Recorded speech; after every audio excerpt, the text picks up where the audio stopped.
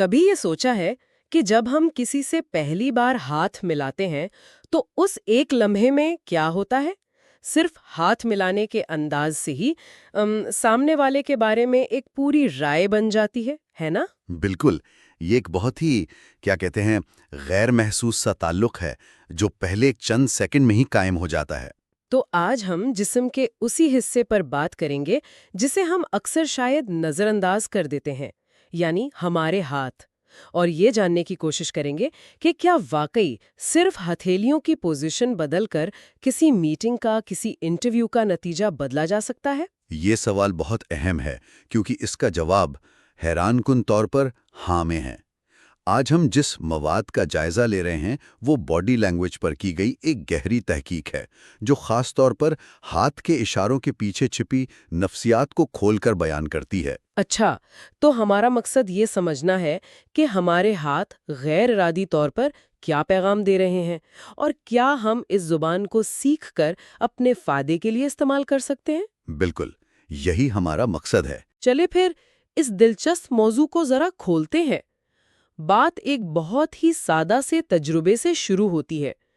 فرض کریں کہ ایک کمرے میں کچھ لوگ ہیں اور ان سے کہا جاتا ہے کہ اپنے ساتھ بیٹھے شخص سے ہاتھ ملائیں، جیسے پہلی بار مل رہے ہوں۔ اور پھر اچانک انہیں کہا جاتا ہے رک جائیں۔ تو کیا ہوتا ہے اس لمحے؟ جب سب ساکت ہو جاتے ہیں تو ایک بہت واضح تصویر سامنے آتی ہے۔ تقریباً آدھے لوگوں کا ہاتھ دوسرے شخص کے ہاتھ کے اوپر ہوتا ہے اور آدھے لوگوں کا نیچے۔ اور یہ کوئی اتفاق نہیں ہے؟ نہیں، بالکل نہیں۔ جس شخص کا ہاتھ اوپر ہے وہ لاشعوری طور پر غلبہ یا کنٹرول کا اظہار کر رہا ہے۔ یہ اتنی چھوٹی سی حرکت ہے، لیکن ذرائع بتاتے ہیں کہ کسی سے ملنے کے پہلے 4 منٹ میں جو تاثر بنتا ہے نا، یہ اس کا 80% حصہ ہوتا ہے۔ 4 منٹ میں 80%؟ یہ تو بہت زیادہ ہے۔ مطلب بات چیت شروع ہونے سے پہلے ہی آدھا کھیل ختم ہو چکا ہوتا ہے۔ جی، بالکل ایسا ہی ہے۔ ویسے یہ اپر ہینڈ یا اوپر والا ہاتھ تو ہم محاورے میں بھی استعمال کرتے ہیں۔ بالکل، اور یہ صرف محاورہ نہیں ہے، اس کی ایک ٹھوس تاریخ ہے۔ اس کی جڑیں قدیم رومی دور سے ملتی ہیں، تقریباً 4000 سال پرانی۔ اچھا؟ اس زمانے میں جب 2 فوجی دستوں کے رہنما ملتے تھے تو وہ ہاتھ نہیں ملاتے تھے، بلکہ ایک دوسرے کے بازو پکڑتے تھے، آرم گرپ۔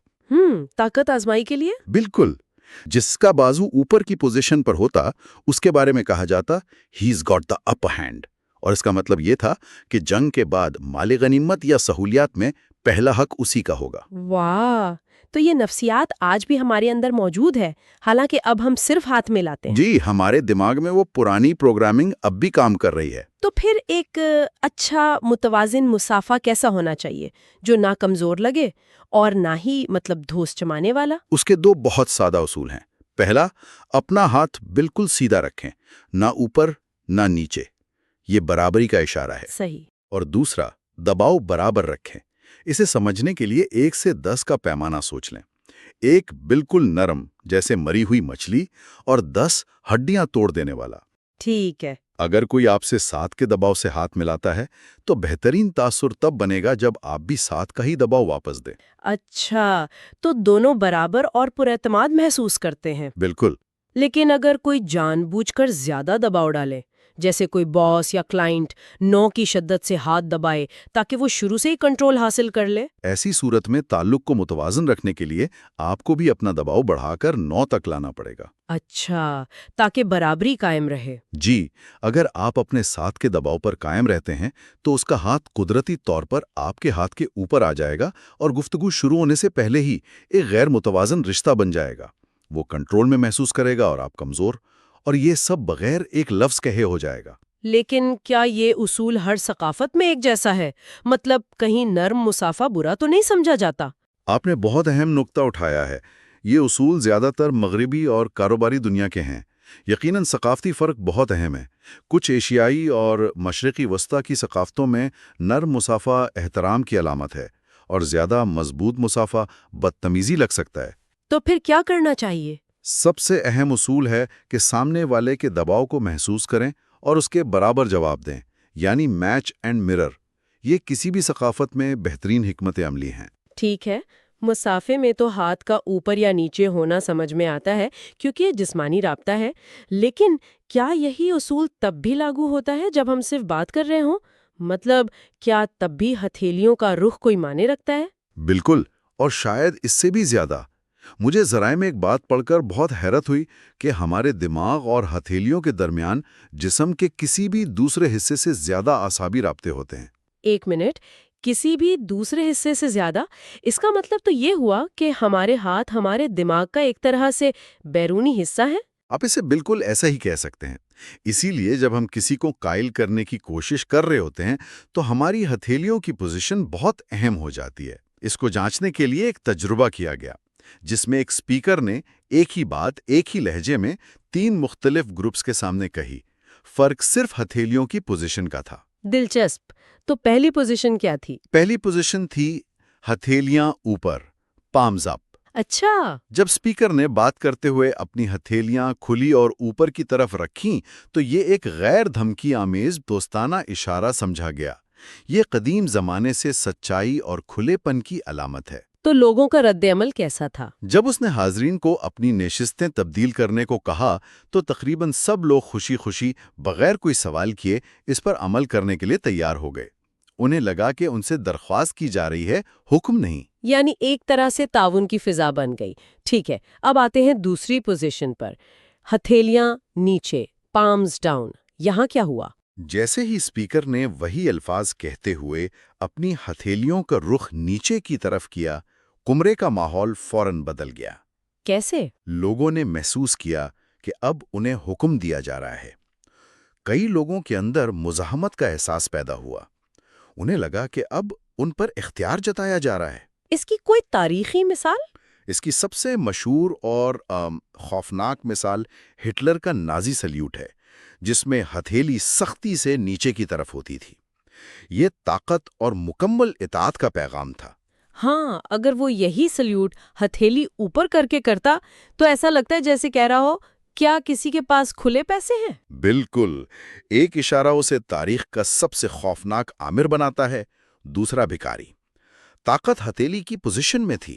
اور تیسری پوزیشن جو شاید سب سے زیادہ منفی ہے، انگلی سے اشارہ کرنا۔ جی، یہ سب سے زیادہ جارحانہ اشارہ تھا۔ حاضرین نے اسے ایک حکم سے بھی بڑھ کر محسوس کیا۔ مطلب انہیں کیسا لگا؟ انہیں لگا جیسے انہیں بے وقوف سمجھا جا رہا ہے، ان کی تذلیل کی جا رہی ہے اور ان کے پاس کوئی اختیار نہیں۔ لاشعوری طور پر انگلی سے اشارہ کرنا ایک علامتی چھڑی سے دوسرے شخص پر حملہ کرنے کے مترادف ہے۔ یہ تو لوگوں کے احساسات تھے۔ کیا اس پر کوئی باقاعدہ تحقیق بھی ہوئی کہ ان اشاروں کا پیغام یاد رکھنے پر کیا اثر پڑتا ہے؟ جی ہاں، اور نتائج چونکا دینے والے تھے۔ جب تینوں گروپس کا سروے کیا گیا تو جس گروپ سے ہتھیلی اوپر کر کے بات کی گئی تھی انہیں اسپیکر کی بات باقی 2 گروپس کے مقابلے میں 40% زیادہ یاد رہی۔ 40% زیادہ؟ یہ تو بہت بڑا فرق ہے۔ اس کا مطلب تو یہ ہوا کہ اگر میں کسی پریزنٹیشن میں صرف اپنی ہتھیلیاں اوپر رکھوں تو میرے کلائنٹ کو میری تقریباً آدھی بات ویسے ہی زیادہ یاد رہ جائے گی۔ بالکل، آپ کا پیغام وہی ہے لیکن اس کے پہنچنے اور قبول ہونے کا امکان تقریباً آدھا بڑھ جاتا ہے۔ جب لوگ خطرہ محسوس نہیں کرتے تو ان کا دماغ معلومات کو بہتر طریقے سے جذب کرتا ہے۔ اور باقی 2 گروپس کا کیا نتیجہ رہا؟ ہتھیلی نیچے والے گروپ کو بات کم یاد رہی اور انہوں نے اسپیکر کو حکم چلانے والا اور آمرانہ قرار دیا۔ ٹھیک ہے۔ لیکن سب سے دلچسپ نتیجہ انگلی سے اشارہ کرنے والے گروپ کا تھا۔ انہیں اسپیکر کی کہی ہوئی بات تقریباً کچھ بھی یاد نہیں رہی۔ 1 منٹ، کچھ بھی یاد نہیں رہا؟ یہ تو عجیب بات ہے۔ غصہ آنا تو سمجھ میں آتا ہے، لیکن بات ہی بھول جانا، اس کی کیا وجہ ہو سکتی ہے؟ وجہ یہ ہے کہ جب کوئی ہم پر انگلی اٹھاتا ہے تو ہمارا دماغ اسے ایک حملے کے طور پر لیتا ہے۔ اچھا؟ تو ہماری ساری ذہنی توانائی اس حملے کا تجزیہ کرنے اور اس شخص کے بارے میں فیصلہ کرنے پر لگ جاتی ہے کہ یہ شخص کون ہوتا ہے مجھ سے اس طرح بات کرنے والا۔ اور اس ذہنی شور میں اصل پیغام گم ہو جاتا ہے۔ بالکل، دماغ پیغام پر توجہ دینے کے بجائے پیغام دینے والے کو پرکھنا شروع کر دیتا ہے۔ یہ سب بہت دلچسپ ہے کہ ہمارے ہاتھ دوسروں کو کیسے متاثر کرتے ہیں، لیکن کیا ہم اس علم کو الٹا استعمال کر سکتے ہیں؟ مطلب کیا ہم اپنے ہاتھوں کے اشارے استعمال کر کے اپنے اندرونی جذبات کو بدل سکتے ہیں؟ کیا وہ fake it until you make it والی بات واقعی کام کرتی ہے؟ یہ اس گفتگو کا سب سے طاقتور حصہ ہے۔ بنیادی اصول یہ ہے کہ ہمارے جذبات ہمارے جسم پر ظاہر ہوتے ہیں، لیکن جدید تحقیق بتاتی ہے کہ یہ دو طرفہ راستہ ہے۔ اگر ہم جان بوجھ کر کچھ خاص جسمانی اشارے اپنائیں تو ہم ویسا ہی محسوس کرنا شروع کر دیتے ہیں۔ اس کی کوئی عملی مثال؟ اس کی بہترین مثال سٹیپل کا اشارہ ہے۔ جب کوئی شخص اپنی انگلیوں کے پوروں کو آپس میں اس طرح ملاتا ہے جیسے کوئی مینار بنا رہا ہو۔ ہاں، میں نے دیکھا ہے لوگوں کو یہ کرتے ہوئے۔ یہ اشارہ پوری دنیا میں خود اعتمادی، مہارت اور کنٹرول کی علامت سمجھا جاتا ہے۔ آپ اکثر ماہرین یا اعلیٰ عہدوں پر فائز لوگوں کو سوچتے ہوئے یہ اشارہ استعمال کرتے دیکھیں گے۔ لیکن کیا ایسا نہیں ہو سکتا کہ یہ مصنوعی یا مغرور لگے، خاص طور پر اگر کوئی شخص اندر سے گھبرایا ہوا ہو اور یہ بنا کر بیٹھ جائے؟ یہ بہت اچھا سوال ہے۔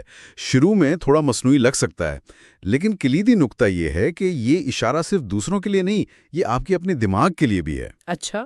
جب آپ جسمانی طور پر ایک پراعتماد پوزیشن اختیار کرتے ہیں تو یہ آپ کے جسم کی کیمسٹری کو بدلنا شروع کر دیتا ہے۔